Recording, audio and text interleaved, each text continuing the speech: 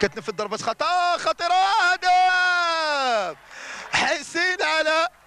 إذا الآن كنشاهدوا الإعادة، ارتقاء جيد حسين علاء بطريقة جميلة بضربة رأسية كيهزم الحارس الفوقي لاعب فريق الفتح الرباطي.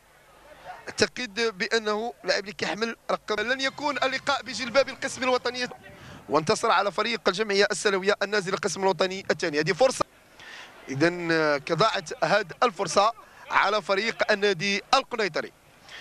إذا حسين علاء حسين اللي كيتضح بأنه انسجم مع فريق موازاة مع مهمته مساعد. سيشغل الأب الصويري مهمة إعداد لاعبي الفئات السنية قبل أن أيضا المسيرين السابقين لكرة القدم الوطنية، والذي أعتقد بأنهم أحبوا كرة القدم من أجل كرته.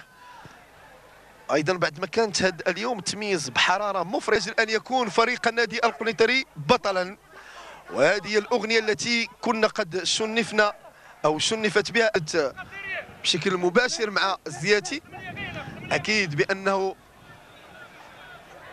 كأس العرش أمام فريق اتحاد زموري خميسات.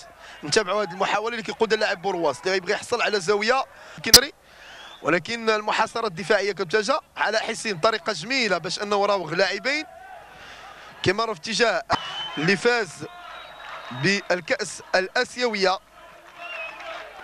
تمريرة في العمق ولكن تدخل، كتنفذ ضربة خطأ خطيرة، هدف حسين علاء. إذا الآن كنشاهدوا الإعادة، ارتقاء جيد حسين علاء بطريقة جميلة بضربة رأسية كيهزم الحارس عايزنا الفوقي.